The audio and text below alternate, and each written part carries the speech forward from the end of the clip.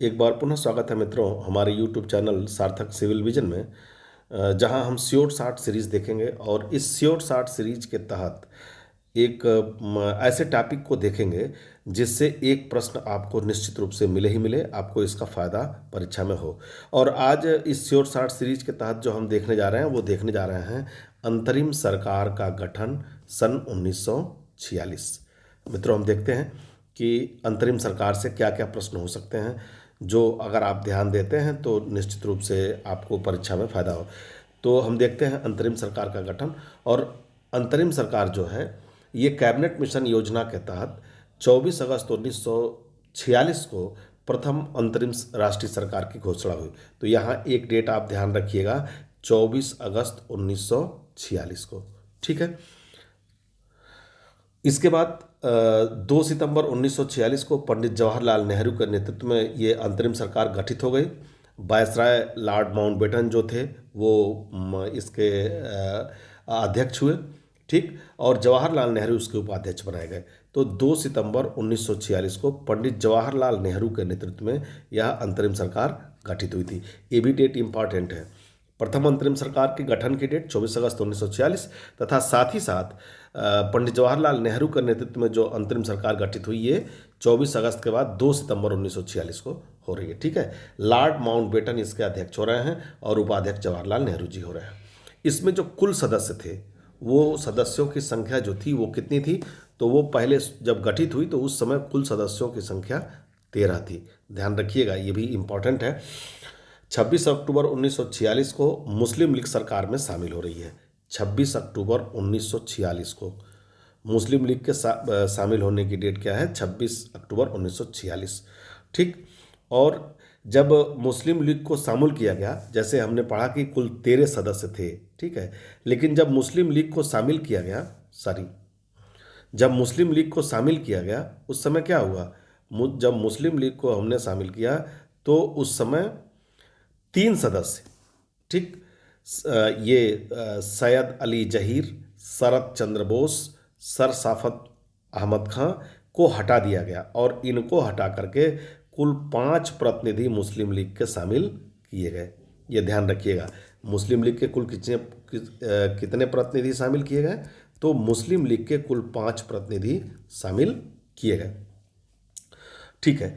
अंतरिम सरकार के संबंध में एक महत्वपूर्ण कथन भी है, जैसे कि परीक्षा में ये प्रश्न हो सकता है कि अंतरिम सरकार के संबंध में किसका कथन है कि यह एक देश की सरकार है जिसे 2 राष्ट्र चला रहे हैं।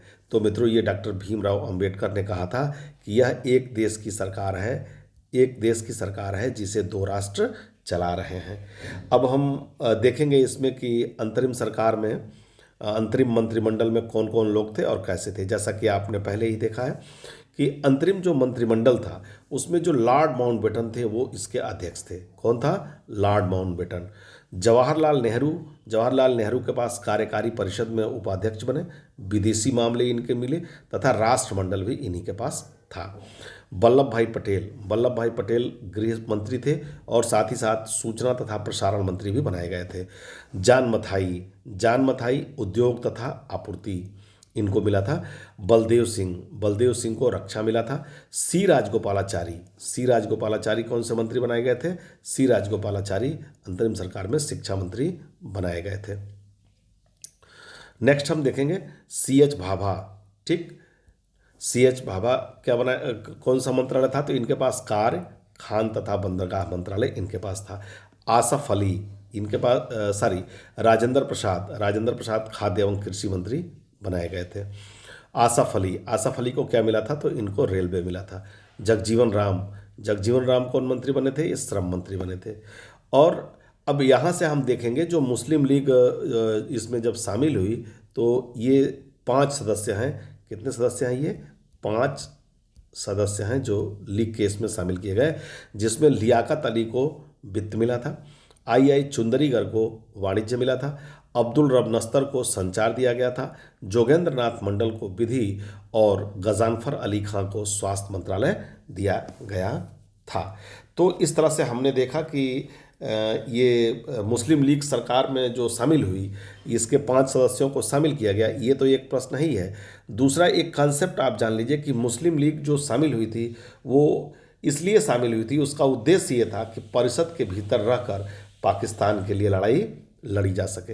ये मित्रों एक अंतरिम सरकार से संबंधित आपको मैंने डिटेल्स दी है, ताकि अगर इससे कोई भी प्रश्न बनाया जाए, जैसे कि अंतरिम सरकार में खाद्य एवं कृषि मंत्री कौन था, तो आप राजेंद्र प्रसाद लगा लें आराम से, या अंतरिम सरकार में रेलवे किसके पास था, तो आप आसफ अली प्रश्न का उत्तर दे सकें। इसके लिए एक ये श्योर शॉर्ट सीरीज में लेके आया हूँ, जहाँ ऐसे टॉपिक को मैं जहाँ इस तरह के टॉपिक का ही मैं चर्चा करूँगा, या इस तरह के टॉपिक की वीडियो में लेके आऊँगा, जिससे आप अगर 5-7 मिनट की वीडियो अगर ये देखते हैं तो आपको एक प्रश्न का फ़ायदा डायरेक्ट हो जाए। तो अगर मेरा प्रयास अच्छा लगे तो चैनल को लाइक शेयर सब्सक्राइब कीजिएगा। धन्यवाद।